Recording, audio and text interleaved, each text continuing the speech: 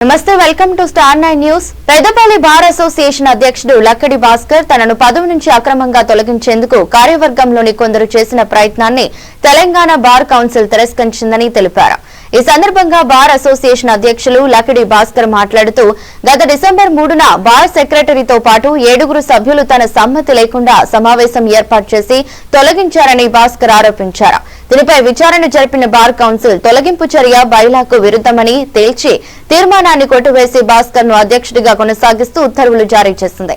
ఇది ధర్మ పోరాటమని, ధర్మమే గెలిచిందని, దొడ్డిదారులు కాకుండా ఎన్నికల్లో నిలబడి గెలవాలని తన ప్రత్యర్థులకు సవాలు విసిరారు. చట్ట వ్యతిరేక చర్యకు పాల్పడిన వారిపై పరువు నష్టం దావా వేస్తానని కూడా ఆయన హెచ్చరించారు. విజయం సాధించాం. అట్లే కాకుండా నేను గత 25-30 ఏళ్ల నుంచి నేను ప్రాక్టీస్ లో ఉన్నా. ప్రతి బాడీలో కూడా నేను పోస్ట్ కంపల్సరీ ఇప్పటి వరకు ఉన్నా. ఒక 7 ఏళ్ళు సెక్రటరీగా చేశాను, ఇప్పుడు 3 ఏళ్ళు ప్రెసిడెంట్గా చేశాను. భారతదేశానికి ఎంతో సేవలు అందించాను. చాలా వరకు ప్రతి గౌరవ సభ్యులు అందరికీ, చిన్న పెద్ద లేకుండా అందరికీ నా వంతు నా సాయం చేస్తుంటే ప్రతి వారికి ఏది ఉన్నా కానీ, అప్పుడు కరోనా అప్పుడే కానీ, ఇప్పుడు మళ్ళీ అది హెల్త్ కార్డుల విషయంలో ఇవన్నీ చేసుకుంటూ వస్తున్నా.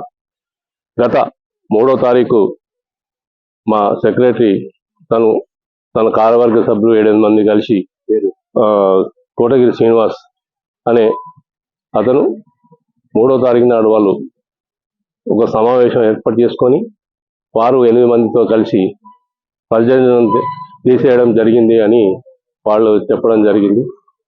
ఆ రోజు నాకు కనీసం మీటింగ్ ఏదైనా మీటింగ్ అయినా ప్రెసిడెంట్ గారి కాన్సెంట్తోనే ప్రెసిడెంట్ అడిగి పెట్టాలి. యాక్చువల్గా నోటీస్ ఇవ్వాలి, ప్రెసిడెంట్ గారు నేను ఇట్లా మీటింగ్ పెడుతున్నా అని, కార్యవర్గ సభ మీటింగ్ పెట్టాలంటే కంపల్సరీ ప్రెసిడెంట్ అడిగి పెట్టాలి.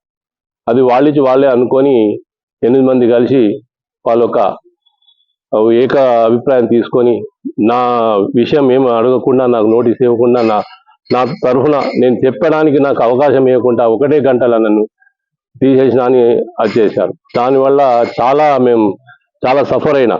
నేను ఓట్లతో గెలిచిన, ప్రతిసారి అందరూ ఓట్లు వేస్తేనే గెలిచిన. వట్టి అది తీయాలంటే ప్రతి 7 మంది కలిసి మనిషి 20,000 50,000 ఇస్తే తీసేయచ్చు ఎవరైనా కానీ. ఇది ప్రజాస్వామ్యం విరుద్ధం, ఇది ఇల్లీగల్. ఇట్లా చేయడం చాలా తప్పు అని చెప్పి మేము ఇట్లా జరిగిందని మేము బార్ కౌన్సిల్ తెలియజేయడం జరిగింది. ఒక రిప్రజెంటేషన్ జరిగింది. అక్కడ పోయి బార్ కౌన్సిల్ వాళ్ళకి చెప్పిన ఇట్లా సంగతి అని చెప్తే వాళ్ళు కూడా రిప్రజెంటేషన్ జరిగింది. ఇట్లా జరిగింది. బార్ కౌన్సిల్ వాళ్ళు 2 వర్గాలను పిలిపించి ఇరు వర్గాలను మమ్మల్ని అడగడం జరిగింది. మా ఇద్దరిని పరిశీలించి మేము చెప్పింది విని, వాళ్ళు చెప్పింది విని వాళ్ళు ఒక నిర్ణయం తీసుకున్నారు. వాళ్ళు ఇచ్చిన ఫిర్యాదుకి ఏదైతే ఉందో వాళ్ళకి ఏ ఆధారం లేదు. వాళ్ళకి ఇచ్చే కూడా ఏది అన్ని వట్టిగా చెప్పడం మాటలు ఏదో చెప్పింది కానీ ఏం ఆధారం లేకుండా, పేపర్స్ ఏం లేకుండా ఇవ్వడం జరిగింది. దానికి బార్ కౌన్సిల్ వాళ్ళ ఒక కమిటీ ఉంది.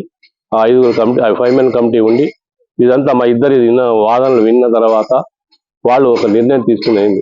ఇది ప్రజాస్వామ్య విరుద్ధం, ఇది బార్ కౌన్సిల్ కు బైలాకు విరుద్ధం, మన బైలాకు విరుద్ధం.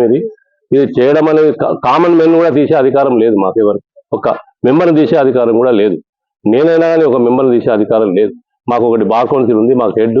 మేము అక్కడ ఏదున్నా మా బార్ కౌన్సిలే. ఏదైనా తప్పు జరిగితే మేము అక్కడనే ఫిర్యాదు చేయాలి.